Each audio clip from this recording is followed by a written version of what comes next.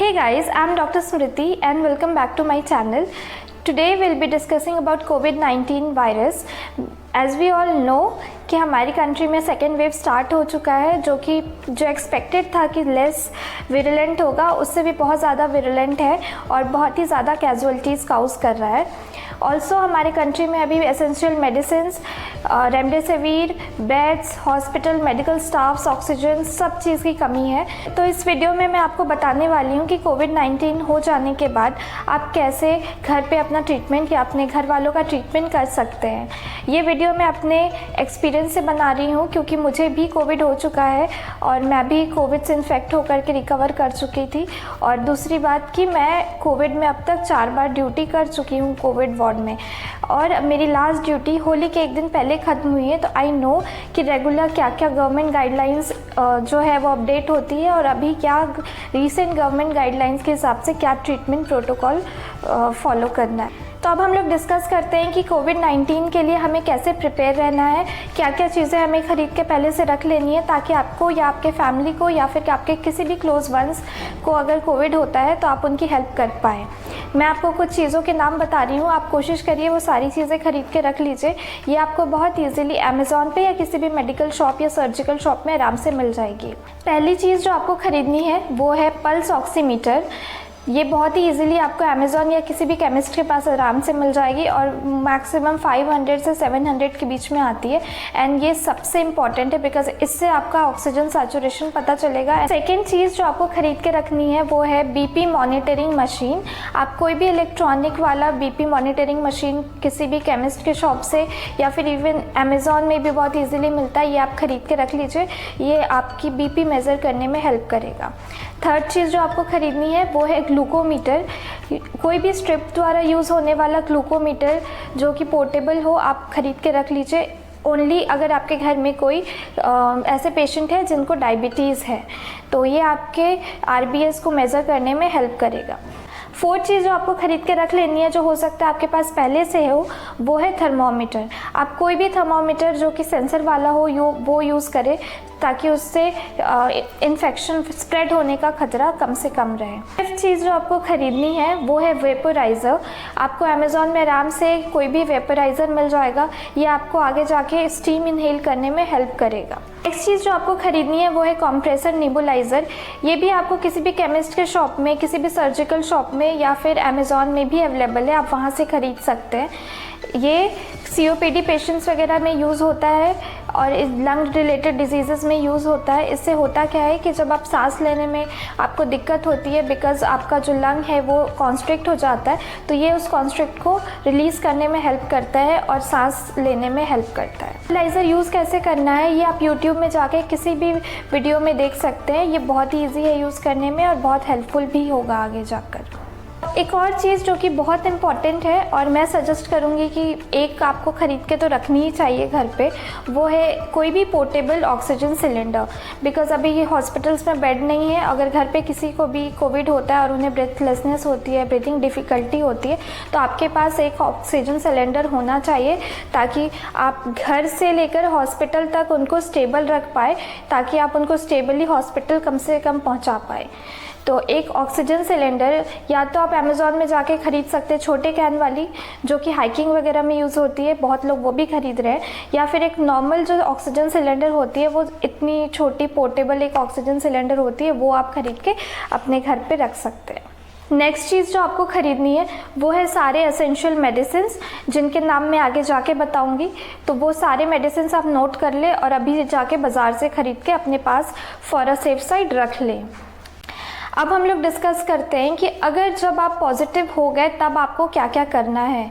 जैसे ही आपकी report positive आती है या आपको पता चलता है कि आप किसी पॉजिटिव पेशेंट के क्लोज कॉन्टैक्ट में थे, तो आपको ये कुछ स्टेप्स पहले फॉलो करनी है, फिर आगे मैं बताऊंगी कि ट्रीटमेंट क्या क्या करना है।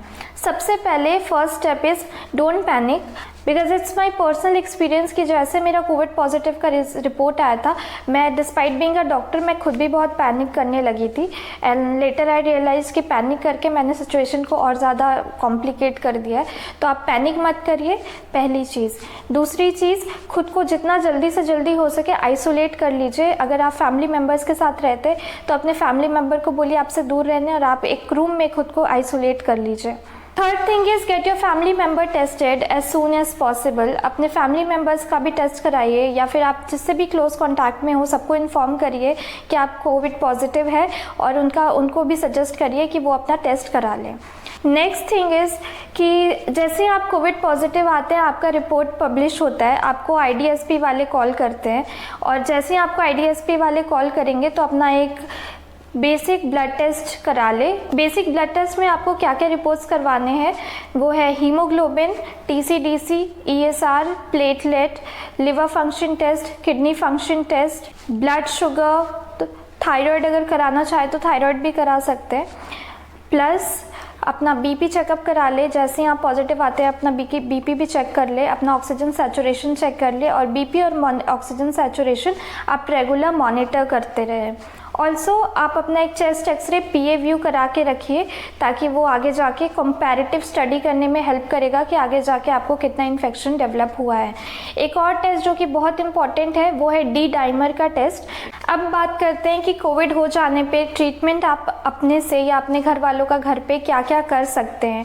इसको मैं दो पार्ट में डिवाइड करूँगी। पहला तो जिन्हें माइल्ड इन्फेक्शन हो या जो असिम्टोमेटिक हो, और दूसरा जिनको कुछ कॉम्प्लिकेशन हो। तो पहले पार्ट में जिनको माइल्ड इन्फेक्शन है या फिर असिम्टोमेटिक है, उनको क्या क्या मेडिसिन लेनी है मैं बोलते जा रही हूँ, और आप वो नोट कर लीजिए, और वो जा कर के आप बाज़ार से अभी ही खरीद के रख लीजिए फॉर अ सेफ्टी प्रिकॉशन। पहला आपको लेना है tab doxycycline 100 mg 1/2 for 5 days. दूसरा आपको लेना है tab PCM 500 mg 1 tab SOS। अगर आपको जब बुखार आए तब ये आप ले सकते हैं, और आपको अगर बुखार लगातार है तो आप दिन में 3 बार 500 mg का टैबलेट ले सकते हैं। थर्ड मेडिसिन है टैबलेट आइवरमेक्टिन 12 mg 1/1 रात में आपको 3 दिन तक लेनी है। चौथी दवा है टैब लिवोसिट्रिजिन 5 mg 1/1 आपको 10 डेज़ के लिए लेनी है। आपके चेस्ट में अगर कफ है, कंजेशन है, वो लिवोसिट्रिजिन रिजॉल्व करने में हेल्प करता है। ऑल्सो लिवोसिट्रिजिन जो है वो सेडेटिव है, उसको खाने के बाद आपको नींद आती है, इसलिए लिवोसिट्रिजिन हमेशा आप रात को सोने से पहले ही ले। तो आपको लेनी है टैब पेंटाप्राजोल 40 mg, जो कि पैन 40 के नाम से भी आता है, 1/1 खाली पेट में सुबह में। ये आप जो भी मेडिसिन लेंगे उसके वजह से जो भी एसिडिटी आपको प्रोड्यूस होगी या गैस्ट्राइटिस जो भी प्रोड्यूस होगी उसको प्रिवेंट करने में पेंटाप्राजोल हेल्प करेगा। नेक्स्ट मेडिसिन आपको जो लेनी है वो है टैबलेट मेट्रोनिडाजोल 400 mg, जो कि मेट्रोजिल के नाम से भी आता है, 1/3 फॉर 5 डेज़। ये आपको सिर्फ तभी लेनी है जब आपको लूज मोशंस हो रहे हो। अगली मेडिसिन जो आपको लेनी है टैबलेट ऑन्डम 1/1 SOS, मतलब कि जब भी आपको वॉमिटिंग हो या वॉमिटिंग जैसा लगे तब आप ऑन्डम ले लें एक टैबलेट। हमारी अगली मेडिसिन जो है वो है सप्लीमेंट्स, वो आपको रेगुलर लेते रहनी है, बिकॉज कोविड में हमारा इम्यूनिटी बहुत मेजर रोल प्ले करता है। तो क्या क्या सप्लीमेंट्स आपको लेना है वो मैं बताती हूँ। आपको लेना है tablet vitamin C 500 mg 1/1 1 month के लिए, देन टैब जिंक 50 mg 1/1 वो भी 1 मंथ के लिए, then tablet vitamin D that is 2500 international unit 1/1 for 10 days. अब मैं आपको एक सजेशन खुद से देना चाहूँगी। अगर आपका BP नॉर्मल है या फिर कम है तो आप जितना ज़्यादा से ज़्यादा हो सके लिक्विड लेने की कोशिश करिए, बिकॉज कोविड में डिहाइड्रेशन बहुत ज़्यादा होता है। ये मेरा खुद का पर्सनल एक्सपीरियंस है, वीकनेस डिहाइड्रेशन बहुत ज़्यादा होता है। इसके साथ जो भी होम रेमेडी वाली चीज़ें हैं जो कि इम्यूनिटी इंक्रीज़ करने में हेल्प करती है वो आप लेते रहे। हल्दी वाला दूध लीजिए, एंड देन तुलसी, एंड देन हनी एंड लहसुन, ये सारी चीज़ें इम्यूनिटी इम्प्रूव करने में काफ़ी हेल्प करती है। तो ये आप जितना हो सके ज़्यादा से ज़्यादा अपने खाने में कंज्यूम करने की कोशिश करिए। प्रोटीन ज़्यादा लीजिए, प्रोटीन रिच डाइट लीजिए, लिक्विड फूड ज़्यादा लीजिए, एंड जितना ज़्यादा से ज़्यादा हो सके आराम करिए, बिकॉज़ कोविड के टाइम पे बहुत ज़्यादा वीकनेस होती है। नेक्स्ट सेगमेंट में हम लोग डिस्कस करेंगे कि जिन्हें सीवियर इन्फेक्शन है, जिनमें कोई कॉम्प्लिकेशन है, उनको क्या करना है।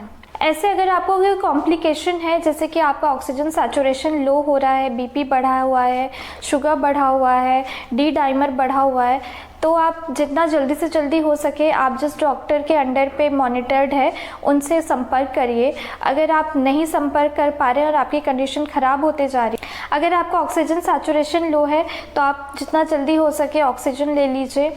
उसके बाद एक रेस्प्यूल ब्यूडाकॉट और एक रेस्प्यूल डुआलिन को आप नेबुलाइज़र में डालकर उससे नेबुलाइज करिए दिन में 3 बार मिनिमम।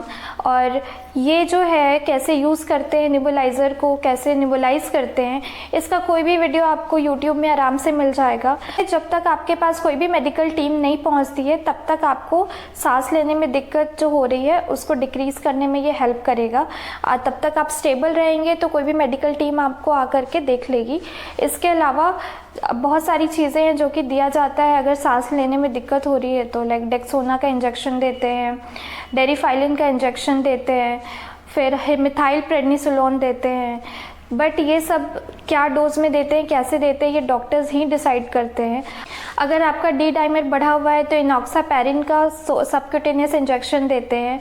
अगर आपका शुगर बढ़ा हुआ है तो इंसुलिन का सबक्यूटेनियस इंजेक्शन देते हैं। तो जो भी इंजेक्शन वाले पोर्शंस है वो आपके डॉक्टर डिसाइड करेंगे। लेकिन जब तक आपकी मेडिकल टीम आप तक पहुँचे तब तक आपको स्टेबल रखने के लिए आप ऑक्सीजन लगाइए, आप नेबुलाइजेशन लीजिए, आप स्टीम लीजिए, सो दैट आपकी कंडीशन स्टेबल बनी रहे। और हॉस्पिटल जा कर के जो मैंने अब तक ट्रीटमेंट बताया मैक्सिमम वही ट्रीटमेंट डॉक्टर ऐसे भी कर रहे हैं। आपको बिल्कुल ऑक्सीजन सपोर्ट या वेंटिलेटर की ज़रूरत नहीं है, आपको हॉस्पिटल जाने की भी ज़रूरत नहीं है। आप कोशिश करिए कि जितना ज़्यादा से ज़्यादा हो सके आप घर पे अपना ट्रीटमेंट करके घर पे ठीक हो सके, या फिर अगर आपको हॉस्पिटल जाना भी पड़े तब तक आपकी हालत स्टेबल हो। So guys that was all about the treatment of covid at home. अगर आप चाहते हैं कि मैं ऐसे और इन्फॉर्मेटिव वीडियोस बनाऊं या आप किसी भी टॉपिक के बारे में जानना चाहते हैं आप नीचे कमेंट सेक्शन में लिख सकते हैं। आई विल मेक श्योर कि मैं आपके कमेंट्स का रिप्लाई करूं और उस टॉपिक के बारे में जितना हो सके आपको इन्फॉर्मेशन देने की कोशिश करूं। ऑल्सो मेक श्योर कि आप ये वीडियो जितना ज़्यादा से ज़्यादा हो सके शेयर करिए, not to increase my viewer और not to increase my subscriber but to make sure that you are helping your friends and family and relatives also, because हो सकता है ये सारे इन्फॉर्मेशन की ज़रूरत उन्हें हो। तो मेक श्योर कि आप ये वीडियो ज़रूर शेयर करें उन्हें। So thanks for watching and see you in the next video.